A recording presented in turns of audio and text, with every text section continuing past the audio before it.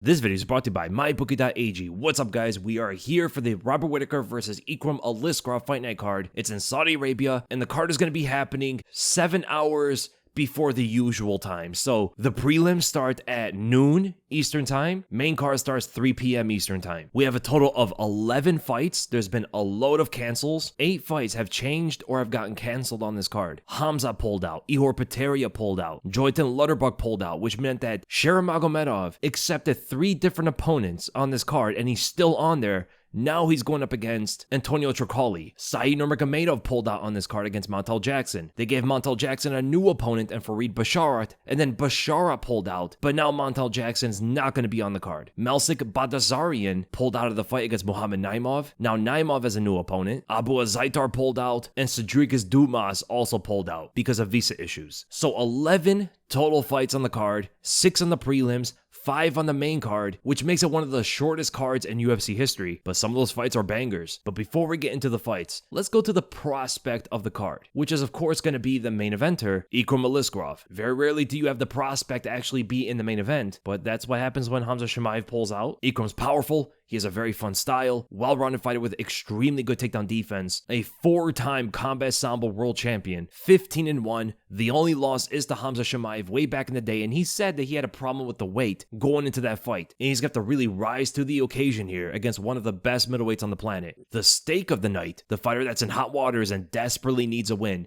is Muin Gafurov. This guy's yet to win in the UFC. He's 0-2 and just got submitted in the first round against Said Nurmagomedov. If he does win his fight against Kyung-Ho Kang, he might have a very short UFC career. The fighter of the night is of course Robert Whittaker, the former champion, top-ranked middleweight, climbing back up to get to the middleweight title shot, which Israel Adesanya doesn't really have to do. Different fighters get different privileges depending on how much star power they got. Well, back on the climb to get multiple win streaks in pursuit of getting his title shot, Robert Whittaker is also one of the most skilled middleweights right now currently. So Whittaker is definitely the fighter of the night. The banger of the night, the most explosive fun fight on the card, is the co-main event. Sergei Pavlovich versus Alexander Volkov, the fight between the friends. 2 guys that usually go for the knockout, and I hope it becomes an actual fight and not like a sparring match between friends. But it was kind of weird how this fight even got put together in the first place. Volkov didn't even know he was fighting Pavlovich until after it was announced. And then the fight of the night, in my opinion, is the main event. Robert Whittaker versus Ikram Aliskerov, a fight between 2 of the best fighters on the entire card. I would say a good runner-up is that Muhammad Naimov versus Felipe Lima fight. But other than those 2, the rest of the fights on the card don't really match up technically to the main event. But let's start with the first fight on the prelims. Long Xiao from China, 26-8. He's 26 years old. A lot of these Chinese fighters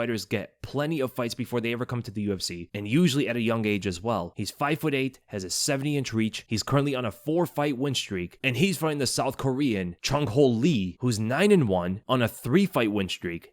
30 years old, also 5'8", with practically the same reach as 69 inches. And they're both making their UFC debut, where they both just came from road to the UFC. Long Xiao has good wrestling, very persistent at getting his opponent to the ground, really good with the body locks and stuff like that. But I would say that Chung-Ho Lee has the better striking of the 2, and he has shown a bit of a wrestling deficiency in the past when he fought Sim Kai-jiang, who was able to outmaneuver him on the ground, clearly showing to be the better grappler of the 2. And even in the stand-up, Chung-Ho Lee, he has a good stance, he has a good fundamental base, but the way he commits with some of his power punches doesn't seem to be threatening enough to beat someone like Long Xiao. And having over 30 fights already while being younger than his opponent is a lot of good experience, so I do like Long Xiao to win the fight by a decision. Then we go to Magomed Gadzhiyasulov versus Brendson Ribeiro. Magomed is 8-0, 30 years old, 6'2", 75.5-inch reach in the light heavyweight division, where Brendson Ribeiro is 27 years old, 6'3", has an 81-inch reach, which is crazy, 15-6-1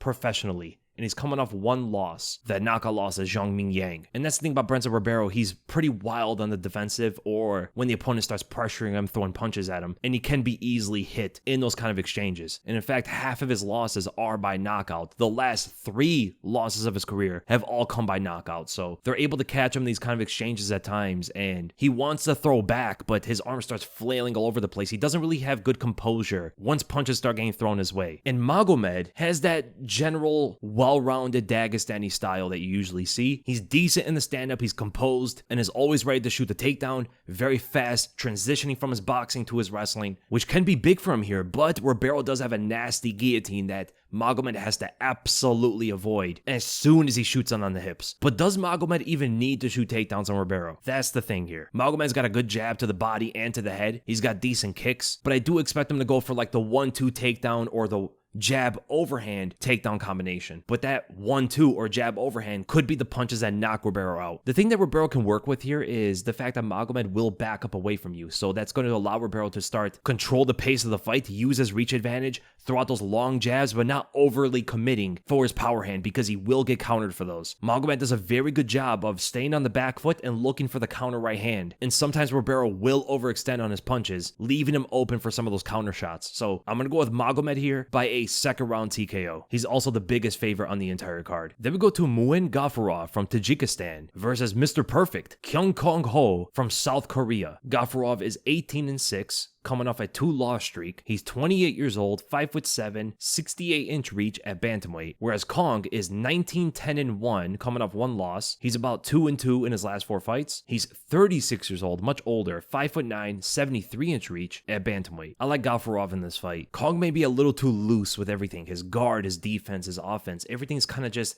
lacking that sturdiness or some of the strength that you would like to see from him. Whereas Gafurov throws a lot of big power punches. He will wing in huge overhands at you. This is the same guy who went toe-to-toe with John Lineker and survived those exchanges. Even though he did get hit by a nasty body shot, he was eventually able to fight his way to a decision. Did pretty well there. The guy's well-rounded. Decent trips off the body lock. But the thing is, he probably doesn't want to go to the ground with Kang here. Kang has very good submissions. He has a nasty back take. Very, very fast on the ground at times. But I do think that Gafurov might be the stronger of the two. They both have decent footwork, elusive enough to get away from big power punches, but Gafurov will switch while he's throwing punches like that, and he might catch Kang with that loose guard at the end of some of those exchanges. So I'm going to go with Gafurov here, and I'm going to go by a second round TKO. Gafurov has to stop throwing spinning kicks with that much telegraph, though. I mean, by how much telegraph he has in that sometimes, he could literally just tell his opponent, yo, I'm about to throw a spinning kick at you. It'll be the same thing. And if he throws those spinning kicks in this fight and gets countered for those, Kang might jump on his back, very similar to the way that Alexa Grasso did to Valentina Shevchenko. He does not want to give his back up to someone like Kang. And then we go to Rinat versus Nicolas Dalby. I have to try that last name. Fakhretdinov, if that's how you pronounce it. I'm sorry if I mispronounced that. Rinat is from Moscow, Russia. He's 32 years old, 6 feet tall, 74-inch reach, 22-2-1 professionally, and currently on a 9-win streak. Nicolas Dalby is from Denmark. He's 39 years old, 5'11", 74.5-inch reach, and 23-4-1-2 professionally on a 4-fight win streak. I don't know why, but whenever I see Dalby, I expect him to have so many more losses just because of how long I've been watching this guy. It's actually quite crazy how many long win streak this guy has been on. But way back in the day, like in 2016, that's where he was like losing a bit. And just along the way ever since then, I always think that he has more losses. But no, 4-fight win streak. Before his last loss to Tim Means, he was on a 7-fight unbeaten streak. And this is the same guy way back in the day that went to a draw with Darren Till when Till was on his way up looking really good. And Nicolas Dalby's coming off that huge win against Gabriel Bonfim. And before that beat Musam Salikov,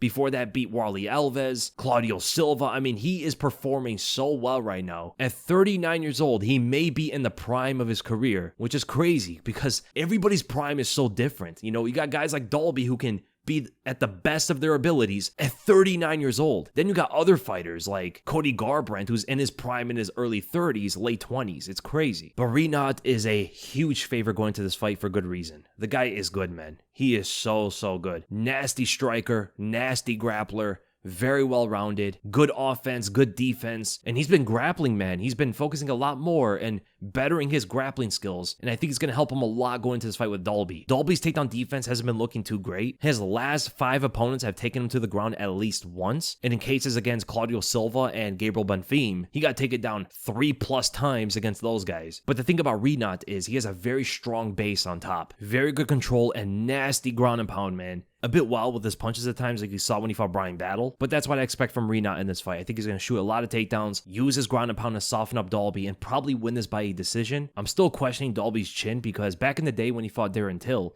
He had a good chin and took a lot of big shots, but when he saw him fight Jesse Ronson, he got dropped by a very short left straight and eventually got choked out. But I don't know, man. If he can't take a shot like that from Jesse Ronson, I don't think he's going to eat a big overhand from Rinat, because this guy throws a lot of power into his punches, man. He has those Russian hooks around the side and usually strings those together with a right straight or right overhand. So I'm going to go with Rinat in this fight to win by a decision, but I could see a finish out of Rinat as well. And then we go to Muhammad Naimov versus Felipe Lima. This is one of the hardest fights to call on the entire card. Both guys are really good. Both guys are well-rounded. They have good boxing, good kicks, good wrestling, an ability to scramble. Muhammad Naimov is from Tajikistan. He's 29 years old, 5'9", 70-inch reach at featherweight. He's 11-2 on a 6-fight win streak, even though that Nathaniel Wood fight was kind of weird with all those low blows and stuff, man. But Felipe Lima is 26 years old. He's younger, 5'6", a former bantamweight. He's coming up to the featherweight division, so he's definitely going to be smaller than Naimov, which is weird how all these former bantamweights are fighting Naimov. Nathaniel Wood did pretty well, but the size difference can definitely play a factor here, man. But Felipe Lima is coming from Octagon MMA, and he seems like he's willing to take up any fight and then eventually go back down to the bantamweight division. So that's probably why he's having a featherweight fight for his debut. But right now he's 12-1 on a 12-fight win streak. His only loss was his very first professional fight way back in 2015, which means he must have been like,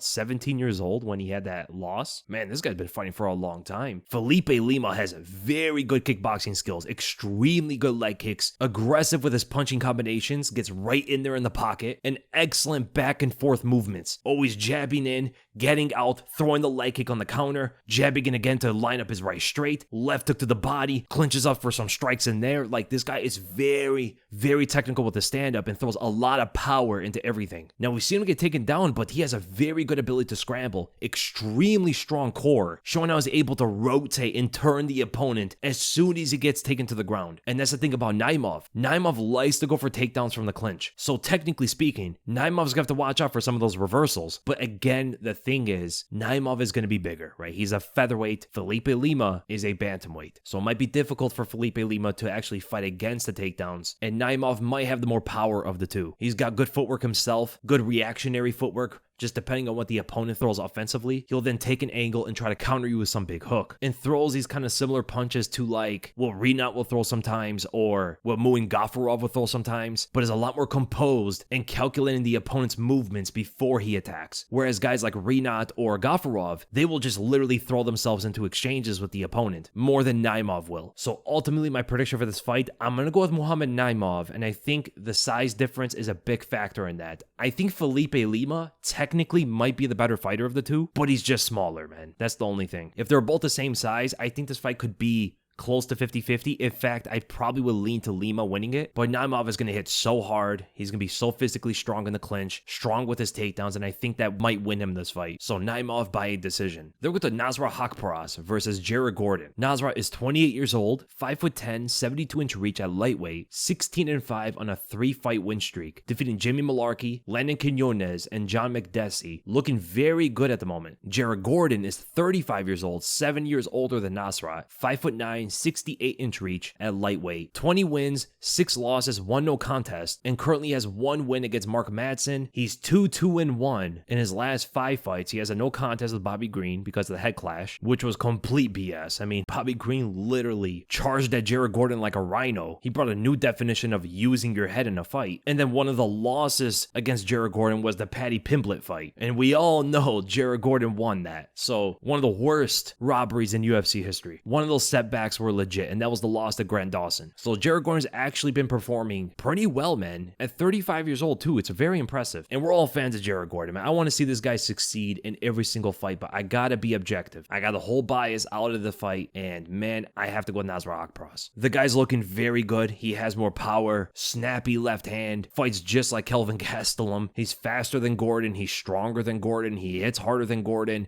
He has a more precise left hand than Gordon. He's younger, more athletic. Like, he's got everything to beat Jared Gordon. And he's also a pretty big favorite going to the fight, too, at an over 2-1 favorite, which doesn't really matter, technically speaking. And with the skills, with the attributes, all of it together, you gotta go with Nasrat Haqparast. And I see Nasrat winning this fight by a decision. Then we go to Shara Magomedov versus Antonio Trocoli. Respect to Shara Magomedov, man. His opponent switched 2 times after his original opponent. He was supposed to fight Ihor Potieria first. Ihor Potieria pulled out. Then he was supposed to fight Joel Hamilton Lauterbach. Lauterbach pulled out, and now he's fighting Antonio Trocoli, who was the opponent that Ikram Aliskerov was supposed to fight on the last card. So they brought both of those guys onto this card, fighting different opponents. Shara Magomedov is willing to step up or sit on the card and fight whoever comes his way. Antonio Trocoli is willing to step up and fight this guy, trying to derail the hype train because Shara Magomedov is undefeated. A lot of people hold him to high regard. He's a great striker, very entertaining striking style. He just got casted a villain role for a movie, which is perfect for him. He's the Russian Liu Kang, and he's probably going to win this fight. He's 30 years old, 6'2", 73-inch reach, in the middleweight division, 12-0, 10 wins by knockout, and even in the fight against Bruno Silva, where he showed abysmal takedown defense, this guy cannot wrestle whatsoever. He was just a better striker and way more active with his kicks. But the thing is, Bruno Silva's not a wrestler. You know, he's not a guy who usually fights that way, and he was able to impose his wrestling style, wrestling skill against Shara Magomedov. And Antonio Trocoli has a way better ground game than Bruno Silva too. So if Shara Magomedov gets taken down by Trocoli, it's a way more dangerous task for Magomedov to get through. But the thing is, Antonio Trocoli's not as good of a striker as Bruno Silva is. The guy's very wild at times. He'll blitz you down with combinations. He's not nearly as solid with his defense. Sometimes he's a little too offensive with his strike, and I think he could get countered by Shara, who's way faster than him too. And Antonio Trocoli was a light heavyweight. This guy's 33 years old. He's 6'5", with an 82-inch reach, 12-3-1 on a 3-fight win streak. But the guy hasn't fought since 2011, and it's his UFC debut. He had one fight in the Contender Series, which was a win for him, but he popped for Nandrolone, and that fight got turned to a no contest. So he's coming down to the middleweight division against Shara Magomedov. Hasn't fought in a very long time. It's a switch of an opponent for him, but stylistically, if he gets the fight to the ground, he could actually win this fight. Shara has to focus on the blitz from Trocoli, a potential high kick because of the height, and he's also dropped opponents with high kicks before. And Shara's got to counterpunch the wild blitzes and always be wary of the takedowns. So I think Shara Magomedov is going to win this fight, being too fast, too sharp on the counterpunches, and hopefully for his sake, he got way better with the takedown defense, man, because he's definitely going to need that not only in this fight, but moving forward in his career against guys like, you know, potentially if he ever fights Dricus, or if he ever fights Khamzat or Whittaker or any of these guys, they are going to ragdoll him if his takedown defense still looks like how he fought Bruno Silva. So I'm going to go with Shara Magomedov by a second round TKO. I could even see first round if Antonio Trocoli gets way too reckless. And then we go to Kelvin Gastelum versus Daniel Rodriguez. This guy can't make weight, can he, man? This is insane. What happened to Kelvin Gastelum, man? It's been so long. He's been fighting forever. How is he not disciplined enough with his diet to keep himself somewhere around the weight limit to go to 170, man? You gotta get there. 185, those guys are way too big. They're way too good of wrestlers. He's just too small for them. Bro, they gotta put a lock on that fridge or something. Stop him from eating Uber Eats every single day and get this guy back down to 170 pounds. Because this fight was at 170 originally. Daniel Rodriguez was preparing himself to fight at welterweight, which is his weight class. Then the fight was getting talked about moving up to 175 at a catch weight, and now it's going up to 185 pounds. Now, I did hear that Rodriguez was saying instead of a catch weight, let's just fight at 185 pounds then if you can't make it. Why fight at a catch weight, you know? Okay, fine. But at the very least, Daniel Rodriguez was willing to fight at 170 pounds. The only reason this fight ever got moved from the original weight class was because Kelvin can't stop eating pizzas and burritos. And that's going to put Rodriguez in a bit of a disadvantage here because Kelvin must have known for a while that he can't make 170. Those eating mistakes happened a long time ago. It didn't just happen now. So he's most likely going to be bigger. And because of that, I'm going to go with Kelvin Gastelum to win this fight. And I think he's going to win this by a decision. I could even see like a third round TKO. He's probably going to pack a lot of power, a lot of weight behind those punches, and I don't know if Rodriguez is going to be able to take those shots, or even if Kelvin wants to wrestle in this fight and win through that. So I'm going to go with Kelvin Gastelum here by a third round TKO or a decision. Kelvin's also a pretty big favorite going into this, so there's a lot of big favorites on this card, and you could capitalize on those by going to mybookie.ag, where they got the best lines out there, and they're moving quickly, so anybody that wants to bet on the fights, it's better now than later. So Long Xiao is a -113 against the -108 Kyung-Ho Lee. Pretty much a pick'em fight, evens, and I think Long Xiao should win the fight. He's got a lot of the advantages going into it, from experience to age to the wrestling style and all that stuff. So Magomed is a big favorite, -360 against Brendson Ribeiro, who's a +275. Makes sense, even though I think Magomed's a bit too big of a favorite going into that fight, but I do see him definitely winning it. Kyung-Ho is a +134 underdog against the -165 Muin Gafurov. I agree with that. Rinat is a -360 against against the plus 275 Nicolas Dalby. That makes sense as well, even though I think Rinat's a bit too big of a favorite going into it. He should probably win that fight though. Mohamed Naimov is a minus 110 against the minus 111 Felipe Lima. This is pretty much even across the board. I think Mohamed Naimov has the advantage because of the size difference, and that's the big reason as to why I think he should be a bit more of a favorite. But Felipe Lima is a very, very good fighter, man. I could definitely see him winning as well. Not a bad underdog. Well, he's not an underdog, but like not a bad pick on a pick'em fight right there. Nasrat Hakparas is a minus 242 favorite against the plus 191 Jared Gordon. I agree with that one as well. Johnny Walker, he's the underdog, very slightly, minus 108 against the minus 113 Volkan Oezdemir. I'm pretty sure that's because Volkan could potentially catch Johnny Walker on any of the mistakes that he makes in the stand-up, and Volkan has deceptive power at times. Earlier in his career, he was knocking out everybody. Now he's going to a decision a lot, but Johnny Walker has no chin, so he could definitely knock him out. I don't know though, very tough fight to pick in my opinion, so I do kind of agree with the near pick'em lines right there. Kelvin Gastelum is a big favorite, minus 234 against the plus 186 Daniel Rodriguez. Makes sense not only because of the size, but also technically Kelvin has a way sharper and more versatile left hand, power hand than Daniel Rodriguez. Where Rodriguez's stand-up is a lot more stiff, it could definitely get exploited by the more versatile left hand of Kelvin Gastelum. He's a lot looser with that punch, and Rodriguez telegraphs everything he throws. So Kelvin can be looser in this fight. Slip and counter, big left power hands, punishing all of Rodriguez's hooks, and even that telegraph straight that he throws out there, he kind of like steps forward behind it awkwardly. That could get countered by Kelvin Gastelum. Sergei Pavlovich is a moderate favorite at a minus 208 against a plus 167 Alexander Volkov. That makes sense. Both guys have good knockout power. Pavlovich has immense knockout power, whereas Volkov, he's got like average heavyweight power, but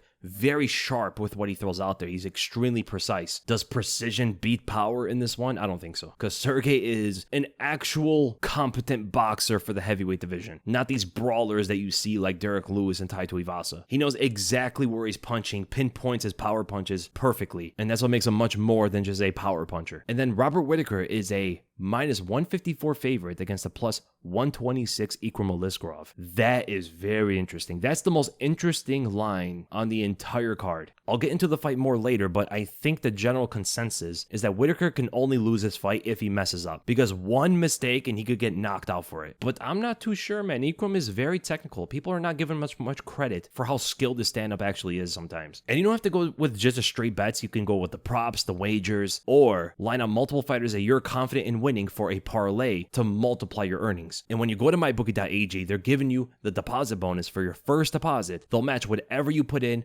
all the way up to $1,000. So if you put in like $50, they'll give another $50 on top of that for you to play with. You can use it on anything you want, other sports, whatever it is. It doesn't have to be just MMA. And in order to activate this bonus, just use the promo code WEASEL, that's WEASLE, to take advantage of MyBookie sign-up offer. It's going to come with a rollover withdrawal requirement. And make sure to go to mybookie.ag. And now let's get into those featured fights. We're going to start with Johnny Walker versus Volkan Oezdemir. The creative, versatile, reckless, athletic striker, a behemoth of a man, versus the textbook, fundamentally technical striking style of Volkan Oezdemir. On paper, as Anthony Smith would say, on paper, Volkan should win this fight, but when you combine the power of Johnny Walker with how crazy and freakishly athletic he is, anything can happen. Now, Volkan doesn't have a bad chin. He could take a big punch. This is the same guy that used to be the main training partner of Anthony Rumble Johnson. This guy's only been knocked out one time on the feet in his career, and that was against Yuri Prohaska, who knocks out most of his opponents. The Daniel Cormier knockout was on the ground with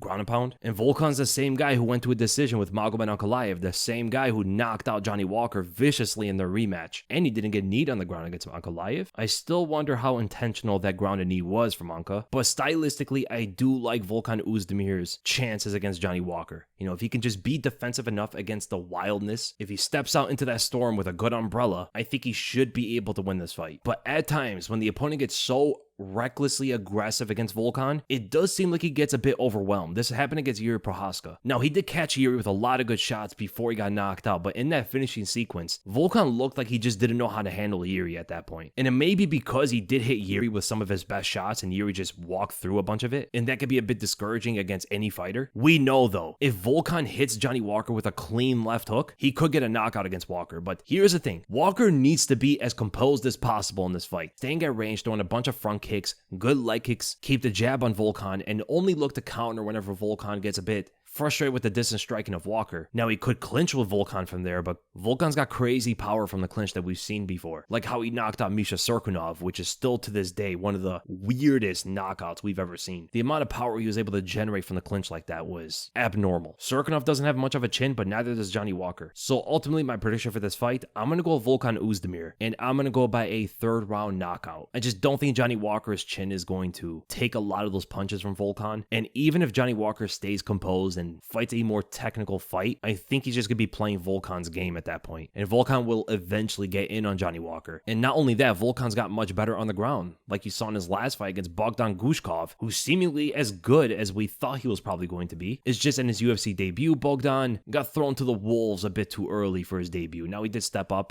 so we have to give him a lot of respect for that, but the level of opponent, your first fight being Volkan Oezdemir, you gotta be someone like Yuri Prohaska to be that good, Bogdan's a good fighter. He's probably gonna be in the top 10 for his whole career maybe, but he's not on the level of Yuri Prohaska who can get the belt, and fight the best fighters in the world at the top of the weight class. So the submission that you saw from Volkan in that fight with Bogdan was very impressive. You don't usually see Volkan grappling that well with his opponents. In fact, that was only Volkan's second submission win of his entire career. So I'm going to go Volkan in this fight by a third round knockout. And then we go to the co-main event. Best friends, Sergei Pavlovich and Alexander Volkov are going to duke it out. And the fact that they're both from Russia, it seems like that's like just another Saturday for them. Everywhere else in the world, friends go out and hang out and stuff. But in Russia, they break each other's faces. No, but seriously, Volkov actually does not want to fight Pavlovich. He seems actually kind of intimidated by Pavlovich. He was talking about when they were training together, whenever they sparred, he said he didn't even want to spar this guy because of how hard he hits. He said every time Pavlovich hit him, his entire body shook. So we're going to expect Alexander Volkov to do one of two things. Number one, he might just crumble under the pressure and accept defeat right away, if he in fact is that intimidated of Pavlovich, or he's going to play a very technical